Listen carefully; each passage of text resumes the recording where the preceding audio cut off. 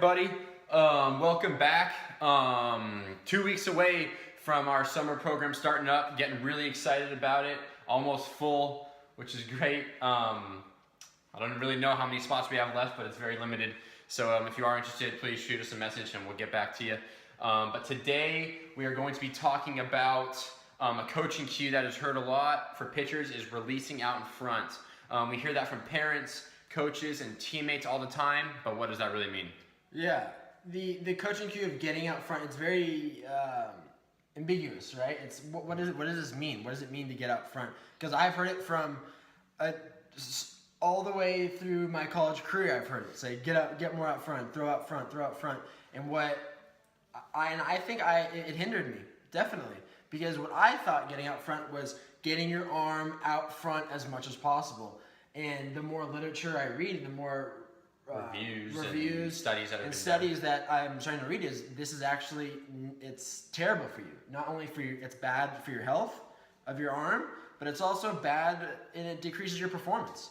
So, and the reason why we think this is because when the point where your arm gets out in front of your face, right, your arm starts to go into something called internal rotation. And when your arm goes into an internal rotation, that means your arm is starting to decelerate. And your your muscles are what's protecting you, your rotator cuff, your lats, triceps. Okay? Mm-hmm. And once our arm starts decelerating, and if our torso is vertical, right, we're getting out front, all that time we're decelerating our arm with a baseball. So weight, right, 5 ounces in our hand, decelerating. It's not good for your arm.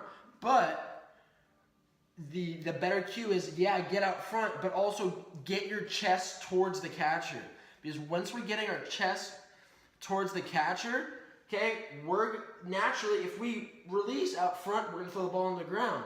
But if our chest is out, we can release the ball behind our heads right now, and we can throw strikes. Okay? And what's happening now is that we're accelerating, release, okay, still accelerating, and now we're decelerating without any weight in our hand. Mm-hmm. So not only are you throwing the ball into release, so it's going to be harder naturally, but we're reducing the risk of injury from holding on to that baseball while decelerating. Yeah, hundreds and thousands of times throughout the year. Exactly. So one time, right, with 5 ounces, like, okay, whatever, but it's the repetitive motion. Exactly. It's just that repetitive holding on to that weight and decelerating that many times. It's not good for you.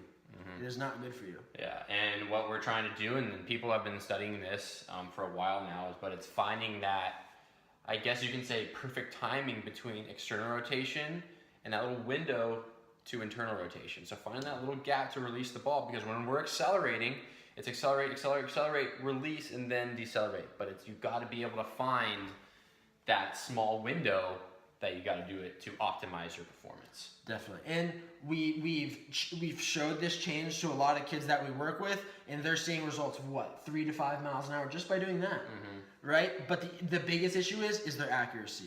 Okay, so stay with it. Like we said in our last video, you got to just keep doing it and working on it, because it's a whole different release point. You're changing your whole mechanics. It's like I always use the analogy of shooting a basketball, right? If you just change your shot form, you can't expect to make 10 out of 10, right? So you got to, if you see results in velocity, stay with it and work on it and practice it. That way you can throw strikes once it gets to your spring season or when it counts. Mm-hmm. Yeah. It's imperative to stick with it, just like Aaron said, because it's healthier for you. It's been proven that it's healthier for your body to not release out in front. Just because, look, you're more vertical, and like we said, I believe in the last video, is that you're creating the velocity with your arm. And what happens when you do that? You're putting more stress on your elbow, your shoulder, rotator cuff muscles, all that stuff. And what we're trying to do is we're trying to be as efficient as possible and to be durable and to stay healthy. Mm-hmm. So if you guys have any questions about that, reach out to us. And this is a relatively new topic. I mean, there are people who have been studying it for a while, but there isn't a ton of research and studies that have been done. So it's a really cool idea, and we're hoping that more people reach out to us so we can talk about it more and get ideas and just educate the people in baseball and to have more efficient and healthier baseball players. Reach out to us, Facebook, Instagram, Twitter, Baseball Specific Training. Have a great weekend.